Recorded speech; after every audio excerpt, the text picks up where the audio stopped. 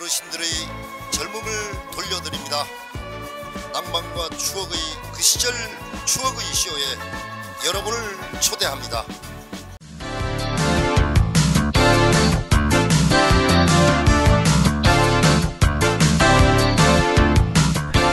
우리 지역의 뉴스 속 뉴스를 전해드리는 뉴스인 뉴스 인터넷 신문입니다. D2뉴스24의 류호진 대표 전화 연결합니다. 안녕하세요.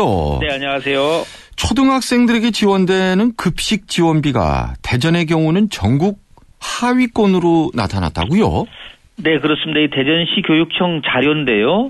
올해 대전의 초등학생들에게 지원되는 1인당 급식비가 2,250원으로 나왔습니다. 근데 이 가운데 순수 식품비가 차지하는 금액이 75% 정도 되니까 1,680원 정도가 지원되고요. 나머지는 인건비로 지금 나가게 되겠습니다. 여기에다가 친환경 재료를 사용할 수 있도록 추가로 지원되는 이 친환경 식품비라는 것이 있는데 이게 한 220원 꼴로 추가되다 보니까 대전의 초등학생이 먹는 급식 한 끼 들어가는 비용이 1,900원에 지금 불과한 셈입니다. 좀 전에 대전이 2,250원이라고 하셨죠? 네, 그렇습니다. 다른 지역은 어떻습니까? 부산이 2,700원으로 좀 나오고 있고요. 인천이 2,470원, 경기도가 2,800원. 1인당 지원 단가가 대전보다 높습니다. 그리고 순수 식품비만 지원하는 광주 같은 경우도 1,930원으로 나오고요. 경남은 2,460원 꼴로 이 대전의 식품비 지원 단가보다 높습니다. 인근의 세종시 같은 경우는 식품비와 인건비, 운영비를 이제 같이 주는데 이것이 1인당 한 3,470원인데요. 예. 이 중에 순수 식품비만 떼어내도 2,000원이 넘고요. 충남도 같은 경우도 같이 한꺼번에 줘서 한 3,300원을 지원하는데 이 중에 식품비만 따로 떼어봐도 2,010원이 넘는 상태입니다. 부산, 인천, 경기, 광주, 경남, 세종, 충남. 근데 대전은 왜 이렇게 낮은 겁니까? 네, 학부모님들 입장에서는 진짜 의아스러울 텐데요. 이런 그렇죠. 상황은 이렇습니다. 대전시하고 이 교육청하고 이 무상급식 재원 분담률을 조정하다가 이게 실패를 하다 보니까 원래 물가 상승률만큼 정도는 올라갔어야 되는데 이 부분을 지금 뺀 상태입니다. 예를 들면 이렇습니다. 대전 같은 경우가 올해 대전이 초등학교에 지원되는 무상급식 재원이 한 396억 원 정도가 되는데요. 이 가운데 60%인 238억 원을 대전시가 부담을 하고 구청이 79억 원, 그리고 교육청이 79억 원씩 한 20%씩 분담을 합니다. 그런데 지난해 9월에 진행된 대전시 교육행정협의회 과정에서 재원 분담률을 대전시 입장에서는 교육청에다 50%로 좀 올려달라 했는데 교육청이 재정난을 이유로 해서 그러니까 수용하지 않았고요.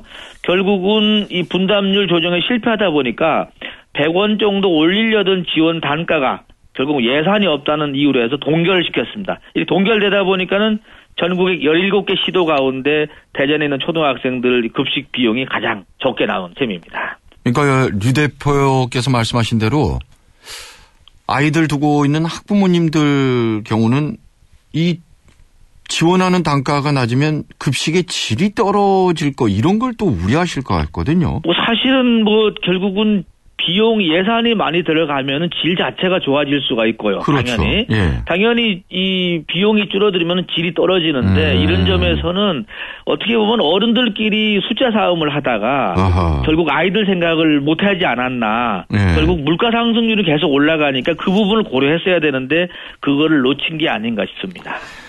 지난해 대전에서 중도의 학교를 그만둔 청소년이 1,700여 명 정도 됐다면서요? 네, 그렇습니다. 이것도 대전시 교육청 자료인데요. 초등학생이 한 546명, 그 중학생이 415명, 고등학생이 766명에서 모두 한 1,727명이 학교를 그만뒀는데 전체 이 대전 지역의 학생이 20만 9,373명이니까 예. 통계적으로 보면 0.82%에 해당이 됩니다. 예. 다행인 것은 이 학교를 그만둔 학생 비율이 점점 줄어든다고 이제 나오는 통계인데요. 2011년도에는 1.23%였던 것이 2013년도에 1.5%, 그리고 지난해 0.82%로 좀 줄어드는 것으로 나오고 있습니다. 교육기관이나 언론에서는 뭐 학업 중단이라느니 학업 포기라는 표현을 편의상 쓰기는 합니다만 실질적으로는요, 이 학교를 그만두고 다른 방법을 택하는 경우도 많죠. 바로 그렇죠. 대안학교로 간다든지, 뭐 외국으로 간다든지 이런 경우 때문에 표현상으로는 그런 중단은 아니라는 것이 이제 사실입니다. 그러니까 단지 학교를 그만둔 것이지. 네, 그렇습니다. 네. 말씀하신 것처럼 학업을 포기하거나 중단하지는 않았으면 하는 마음이고 아울러 행여라도 그 교육 관련 기관에서는 좀 더 사려 깊은 표현에 마음을 좀 쓰셨으면 하고요. 네네. 옛 충남 도청사에 대한 국가 매입이 늦어지고 있죠. 이 사실 지난해 12월 달이었죠. 이 도청 이전 관련 특별법이 이제 개정되면서 뭔가 이 원도심 활성화에 활력으로 생길 걸로 예상을 했는데 국가에서 충남 도청사를 매입을 하고 그리고 나서 뭔가 활용 방안이 나와야 되는데 매입 절차가 지금 전혀 되지도 않고 있고요. 또 그러다 보니까 활용 방안 연구 용역도 지금 들어가지 못하다 보니까는 원도심 지역 주민들 불만을 사고 있습니다. 뭐 국가에서 사들인다는 것만 결정됐을 뿐이지 어느 부처가 언제 살 것이냐, 또 매입 지원은 얼마 될 것이냐 이런 부분이 지금 전혀 이루어지지 않고 있는 겁니다. 이 과거 사례를 보면 뜨뜻미지근하게 계속 시간 끄는 경우가 많은데 그 디투뉴스 같은 경우는 많은 곳을 놔두고 일부러 그 중구 쪽으로 들어간 셈이잖아요. 네, 사실 뭐 2년 전에 옮겨올 때 지금 도청 바로 앞에서 지금 쳐다보고 있는 건물에 있는데요. 늘 보면서 아니 그래서 그 너무 적막합니다, 사실은. 네. 지역민들의 마음을 누구보다 그쪽에서 잘 아실 것 같은데 이 지역민들께서는 뭔가 좀 빨리 가시화됐으면 하는 기대감들이 크실 텐데요. 네, 그렇습니다. 뭐 식당들 가보면은요, 상권이 회복될 기미를 전혀 보이지 않는다.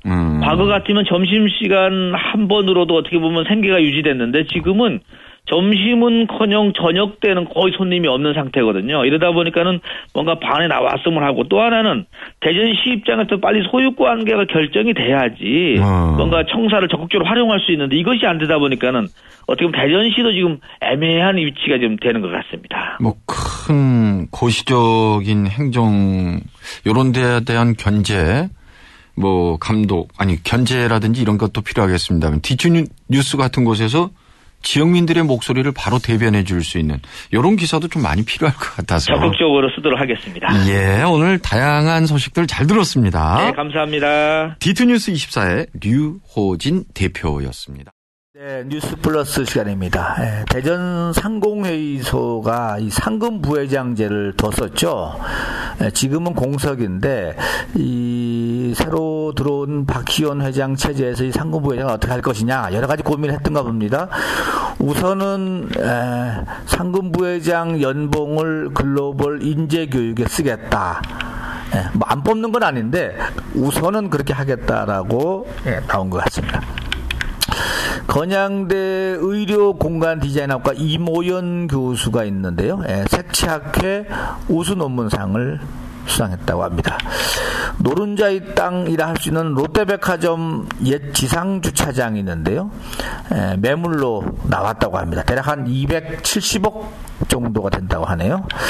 안희정 충남지사가 엊그제 백소회 참석을 했는데 백소회라는 거는 충청 지역 이 명사들이 만든 모임 이름입니다. 백소회 참석해서 서해 전철 기공식에 대통령을 초대하겠다 이런 계획을 밝혔습니다. 박병석 국회의원이 지난 18일 19일 콜롬비아를 방문했었다는 소식도 있고요. 정우택 국회 정무위원장 지난 20일 대전을 방문해서 간담회를 가졌다는 소식도 있습니다. 배재대학교 김진종 졸업생이죠. 현재 세라텍 이 대표를 맡고 있는데 후배들에게 전공 서적을 전달했다고 합니다. 그러면서 전공 공부 좀 열심히 해라 이런 얘기를 강조했다고 하네요.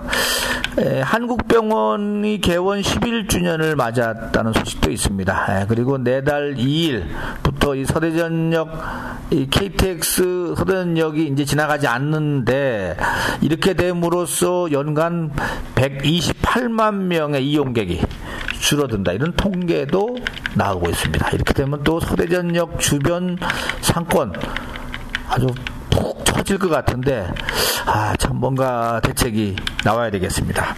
이상 플러스 뉴스 마치겠습니다.